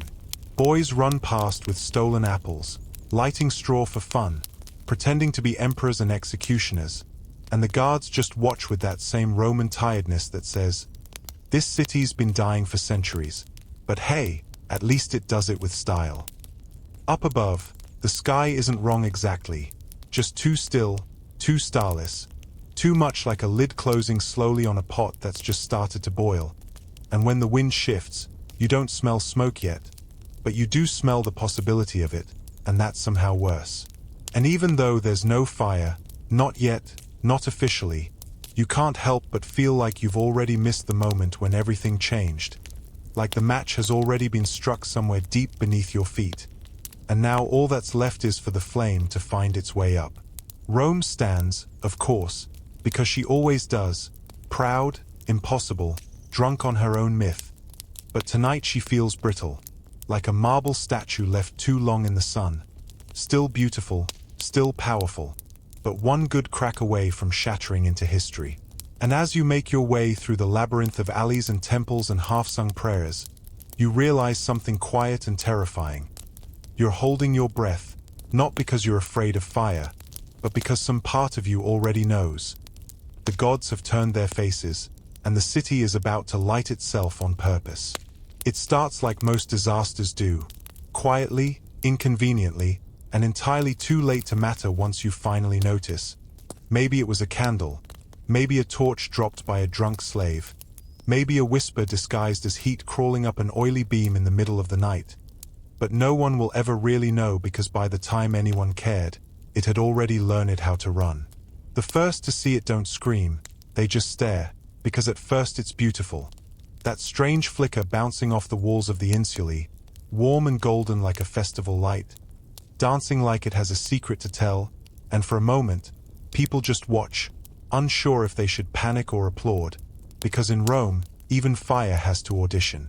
By the time the second building is burning, the silence breaks, not with shouts, but with that dreadful scraping sound of people grabbing whatever they can carry, water sloshing uselessly from cracked buckets, sandals slapping hard against hot stones, mothers shouting names that get swallowed by smoke before they reach ears that matter.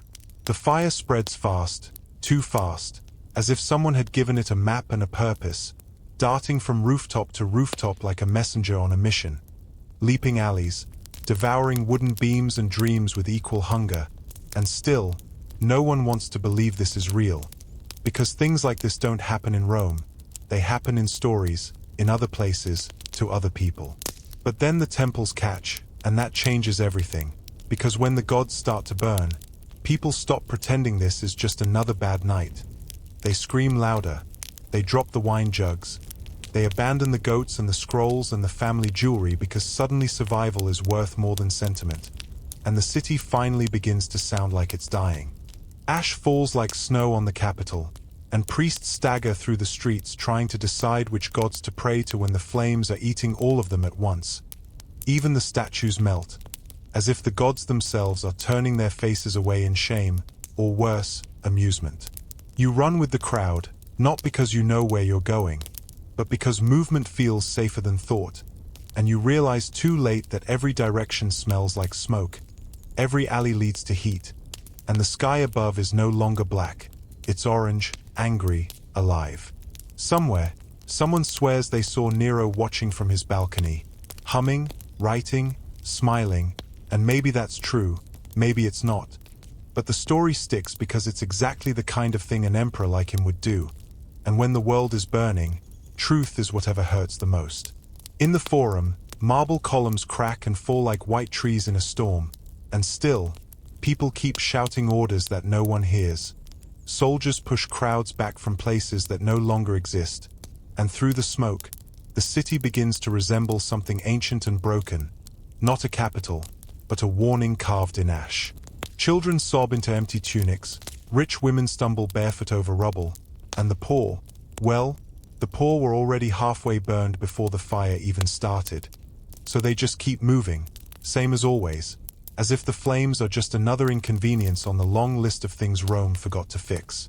And above it all, the sky burns steadily, a silent audience with no applause, and the gods, if they're still watching, say nothing, offer nothing, just float there in smoke and indifference, while below them, the eternal city learns what eternity really costs. By the third day, the fire isn't just fire anymore, it's performance art. It moves with precision, almost grace, skipping over stone as if it knows what to ignore, devouring neighborhoods like it's following a to-do list written by someone with very specific tastes and very little empathy. Poor districts vanish by morning, rich ones by afternoon, and strangely, some areas, just a few, just enough, remain perfectly untouched, like they'd been warned in advance. You notice patterns, and that's when the fear turns into suspicion. Entire blocks gone, but Nero's Domus Transitoria still standing like it had been blessed by the gods themselves or maybe just funded by the right kind of silence.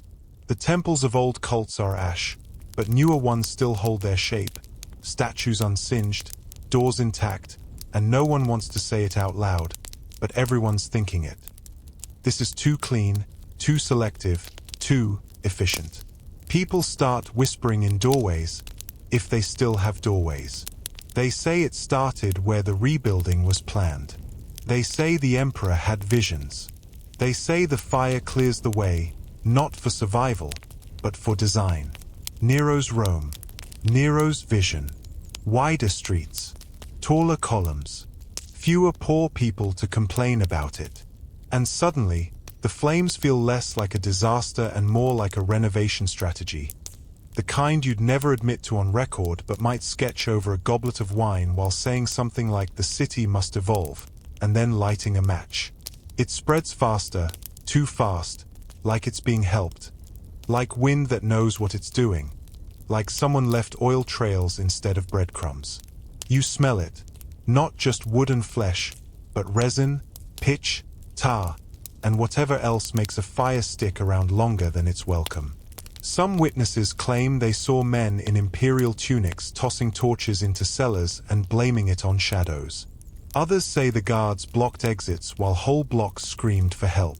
And while no one prints newspapers in this century, gossip works faster than ink and longer than flame.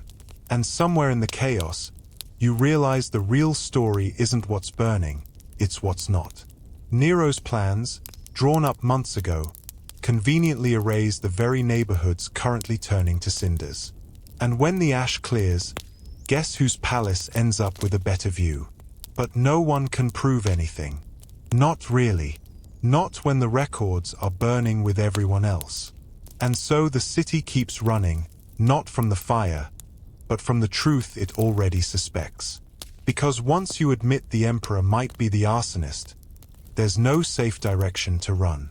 He doesn't run, of course. He appears. Nero doesn't arrive anywhere. He is revealed, like a curtain lifting or a wine stain spreading across white silk. While most of Rome is coughing up smoke and memories, he stands on a private balcony, arms loose, eyes dramatic, like someone waiting for the right moment to begin his monologue. People want him to act, to lead, to command water and soldiers and solutions, but Nero was never a general.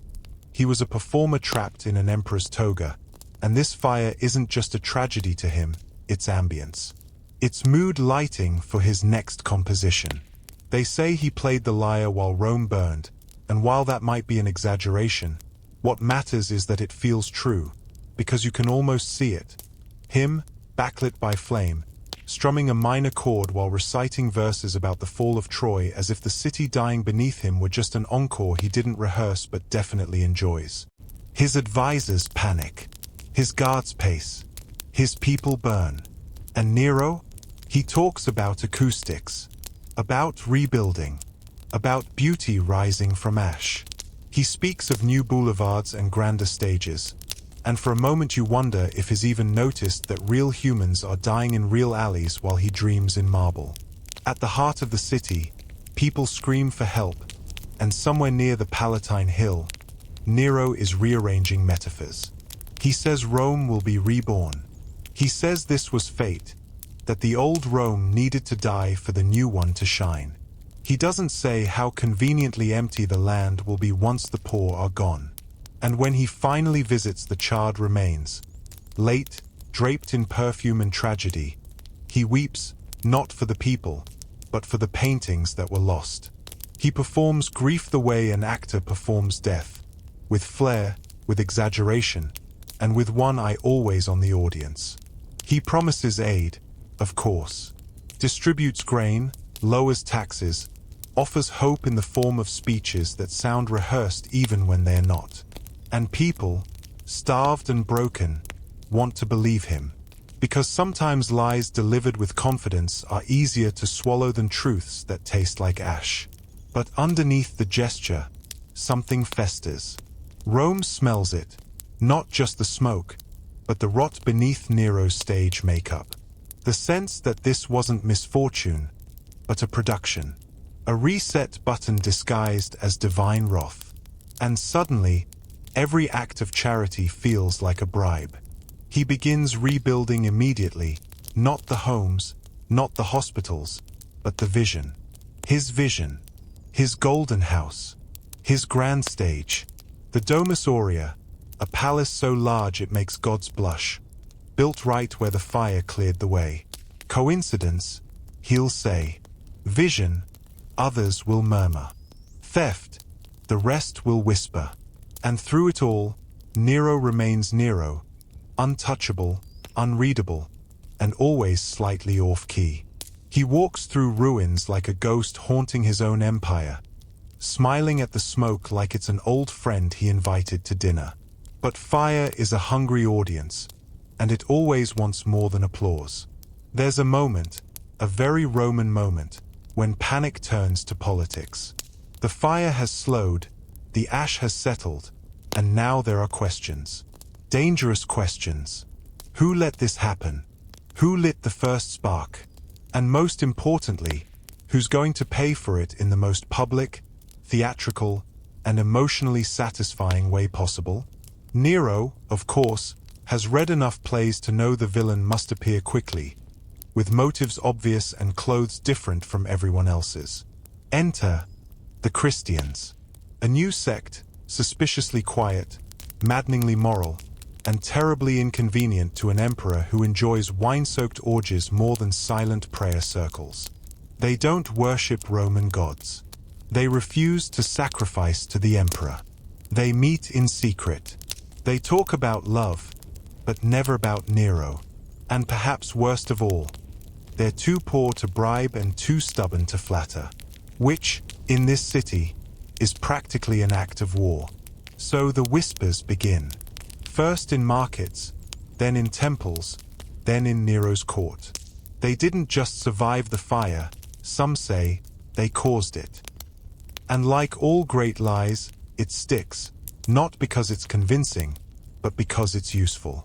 Blame makes excellent kindling when your own hands smell like smoke. And so Nero gives the people what they want. A scapegoat in sandals. He accuses them publicly, dramatically, with speeches full of fire and fury and carefully practiced grief. He says they confessed. He says they're dangerous.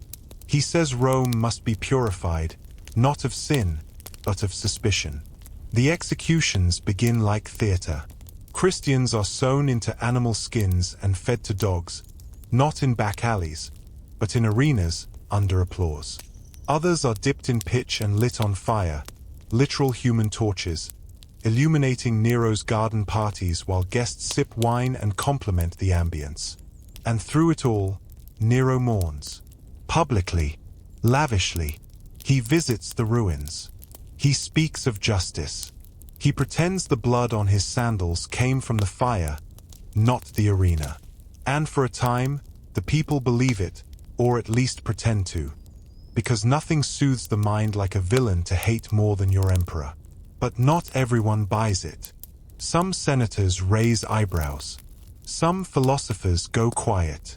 And in the shadows, Rome begins to split, not physically, but spiritually, between those who cheer because they must, and those who stay silent because they know.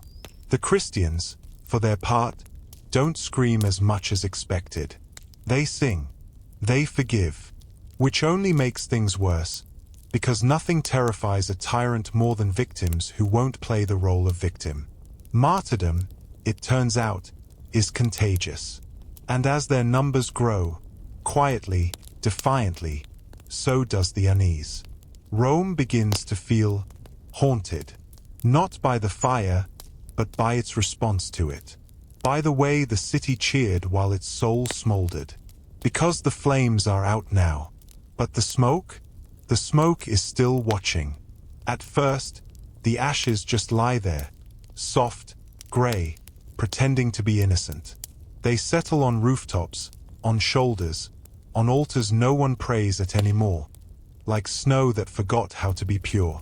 But soon, they begin to whisper, not in words, but in weight, in how people start walking slower, in how laughter sounds thinner. Rome survived, technically. The stones still stand, mostly. The aqueducts still hum, kind of.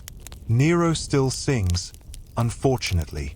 But something in the air has shifted, like the gods are holding their breath, waiting to see if the city will pretend nothing happened, again. The streets are quieter now. Not silent, just cautious. Like they're waiting for someone to admit what everyone already knows. The fire didn't just burn buildings, it revealed things. It showed how easily Rome could collapse. How quickly mercy turned to murder. How fast trust evaporated in heat. In the Subura, children draw flames in the dirt. In the Palatine, senators sip wine that tastes like guilt. The temples are being rebuilt, but no one looks the gods in the eye anymore. And every time a torch is lit, people flinch, just a little. Like the city is learning how to fear its own shadow. The poor return first, because they always do. They rebuild with hands that still smell like smoke, trading stories for nails, grief for bricks. But they remember. They always remember. And memory, in Rome, is more flammable than wood.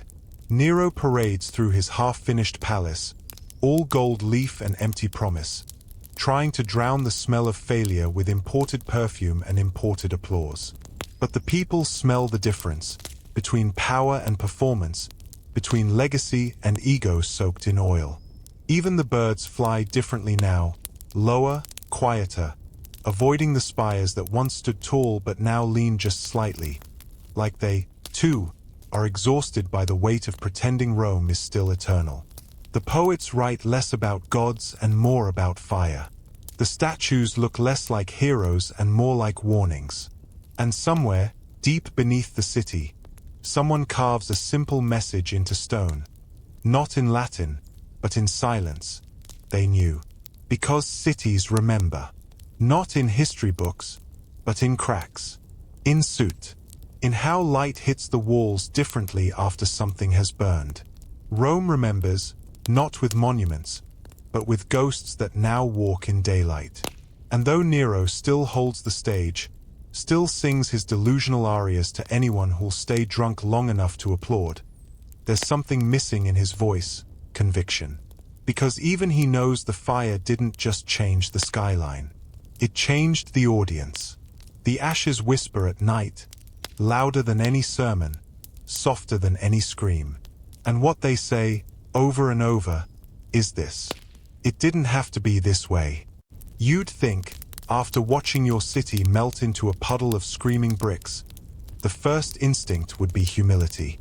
Rebuilding with purpose, modesty, maybe even a little remorse. But this is Nero, and Nero's Rome doesn't rebuild, it reinvents. With gold.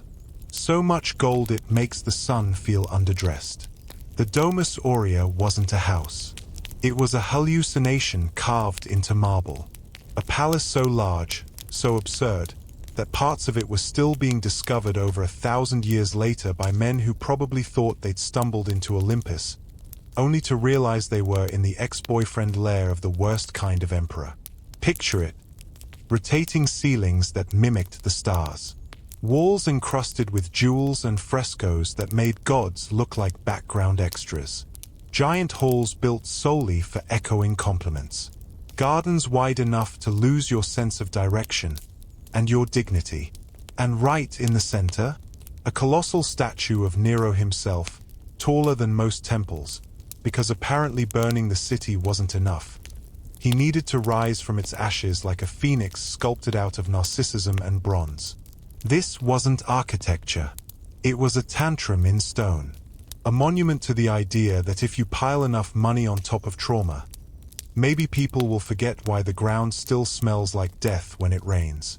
He said it was for the people, that the public could come and marvel, that beauty would heal the scars. But the only thing the Domus Aurea healed was Nero's ego, and even that started to crack under the weight of its own ridiculousness. People wandered the halls like ghosts, unsure if they were guests or intruders. The ceilings were too high, the silence too loud. It didn't feel like Rome. It felt like Rome's drunk uncle won the lottery and decided to build a golden therapy session no one asked for. The poor, whose homes had turned to cinders, watched Nero bathe in perfumes beside man-made waterfalls and wondered if grief came in fragrances now. Meanwhile, senators clenched their teeth and clapped politely, afraid of being the next target of Nero's poetic justice. And the city, oh, the city, it learned to walk around the palace like you do with trauma. Avoid eye contact. Stay quiet. Pretend the golden monstrosity wasn't built on bones and blame. The Domus Aurea gleamed in the sun like a wound pretending to be a jewel. A perfect metaphor for everything wrong. Beauty without soul, power without memory, and gold where justice should have been. But empires don't last on shine alone. And beneath the gilded floors, the cracks began to whisper. Because even golden lies eventually tarnish. There's a strange kind of silence that comes after the joke stops landing. It's not loud. It's worse. It's polite. And Nero, for the first time, begins to taste it. The absence of real laughter. The fading warmth of forced applause. The sound of 1,000 eyes rolling behind half-closed lids. He performs, of course. Always. Plays the lyre. Recites poetry that no one asked for, with metaphors so tortured they should have been declared martyrs. His entourage claps on cue. Senators nod with mechanical grace. But the crowds? They've thinned. The cheer has lost its teeth. Rome, it seems, has started to remember. The fire, the blame, the executions, the palace. It all simmers beneath the cobbled streets like embers refusing to die. And while Nero paces his golden halls, rehearsing odes to himself, the people rehearse a different kind of performance. One that requires no stage, just quiet defiance. The graffiti returns. Not poems, but warnings. Scribbles on walls that mock his music, his voice, his endless renovations. Someone carves "Here lies Rome" under a statue. Someone else scratches a lyre next to a pile of ash. Passive? Maybe. But Rome has always been more poetic with knives than with verses. Even his inner circle shifts. Advisors go silent mid-sentence. Friends excuse themselves early. Whispers turn sharper, and the air around him grows colder, as if the city itself is exhaling disappointment. He tries to distract them. Gladiator games, imported beasts, a naval battle staged in a flooded amphitheater. But it all feels like a magician repeating the same trick while the rabbit's already dead. Behind closed doors, people speak more freely. About madness, about succession, about how even emperors can fall if enough people stop pretending they can't. History has a way of gathering courage in the dark, and Rome is full of shadows now. Nero begins to fear the quiet more than the fire. He walks the halls of the Domus Aurea like a man trying to outrun an echo. He throws more parties, orders more statues, sings louder, but even his voice sounds thinner. Like he knows. The people, once his audience, are now spectators of something else. Something bigger than Nero, older than Rome. A shift. A slow, smoldering pivot from fear to fatigue. Because when an empire stops laughing, it doesn't shout. It waits. Every empire ends with a whisper, or a scream, or, in Nero's case, a costume change. Because when the Senate finally turns on him, when the army shrugs and Rome yawns, Nero doesn't rally troops or storm gates. He panics. Then, predictably, he monologues. He dresses in disguise, a simple tunic, as if humility was something you could borrow last minute from the costume department. He flees the palace, the same palace he built over bones, like a man trying to escape the mirror. The people don't chase. They don't cry out. Rome lets him go with all the drama of watching furniture being moved out of a house fire you've already grieved.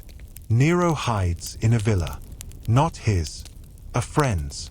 A shrinking circle of loyalty and pity. And there, surrounded by what's left of his illusions, he writes. Not edicts or poems, letters. Please. Desperate notes to men who no longer answer. He asks for mercy. For exile. For anything but this. But mercy doesn't live here anymore. It burned down with everything else. He hears the Senate's voice now, not in applause, but in condemnation. They declare him an enemy of the state. They strip his name from monuments. And that, more than exile or execution, is what breaks him. To be forgotten, erased, unwritten from the empire he thought was his diary. When the soldiers finally approach, there's no torch in his hand. No lyre. No marble throne. Just a dagger. And a man who once played a god, now shaking like a leaf in the wind he once claimed to command. He can't do it. Not alone. So he begs his servant to help him. The blade finds its way. History says it was messy. Of course it was. Nothing about Nero was clean. Not his reign. Not his fall. Not even his final bow. And as he lay dying, bleeding not for Rome but from it, his final words, allegedly, are, "What an artist dies in me. Not forgive me. Not remember me. Just admire me." Because even in death, Nero mistook ego for legacy. Back in Rome, the city doesn't weep. It exhales. The kind of long, silent exhale that happens when someone finally leaves the room and takes the chaos with them. There's no parade. No festival. Just a pause. And then, rebuilding. Again. But this time, without gold ceilings. Without liars. Without fire licking at the edge of every speech. Because sometimes, the greatest performance is knowing when not to come back for an encore. Rome rebuilds. Of course it does. It always does. Stone by stone, prayer by prayer, lie by lie. That's what empires do best. Pretend. Pretend the wounds are healed. Pretend the cracks are just character. Pretend the fire never reached the soul. New emperors rise. Some better. Most not. The Domus Aurea is stripped, buried, turned into the foundation of something less obscene, as if hiding the wound makes the infection go away. Statues are replaced. Names are changed. But ashes have long memories.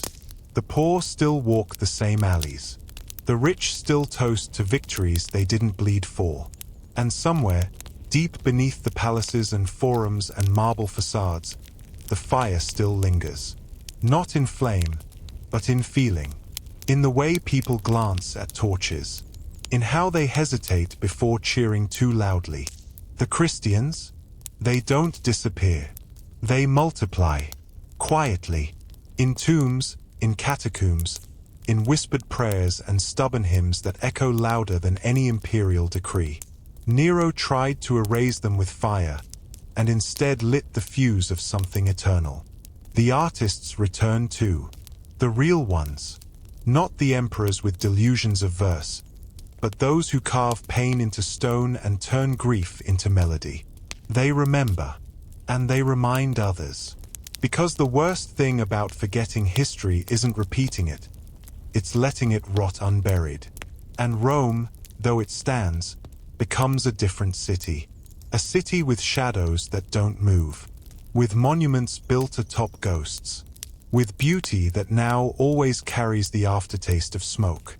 Tourists will come centuries later, walking over what they think is just stone. But they're walking on stories. On screams. On the soot of decisions made by men who thought applause was affection and destruction was divine right. And you? You walk away too. But not the same. Because now you know. You know what burns longer than fire. You know how silence can scream. You know how a city can wear gold and still be bleeding inside. And maybe next time you see a flame dancing too close to power, you'll remember Nero's smile. And maybe, just maybe, you'll be the whisper that stops the next empire from mistaking arrogance for architecture. Because the past doesn't vanish. It waits, buried, smoking, watching, and sometimes, it's still warm to the touch. So, that's where we leave it. Not with a scream, not with applause, but with smoke curling under the door of history, and the quiet knowledge that even marble forgets, but ash remembers. If you're still here, somewhere between sleep and something heavier, thanks for walking through the fire with me. It's not always easy, picking through the ruins. But you did. And now you carry a piece of it with you. Not to be afraid, but to see things clearer. To know that behind every palace, there's a price. And sometimes, the most dangerous thing a city can do is clap too loud. So breathe. Let the weight of the empire go. Let the whispers fade into something softer. And if you're heading to sleep now, close your eyes. You've earned the silence. Good night, traveler. And if you're still awake, well, you know where to find me.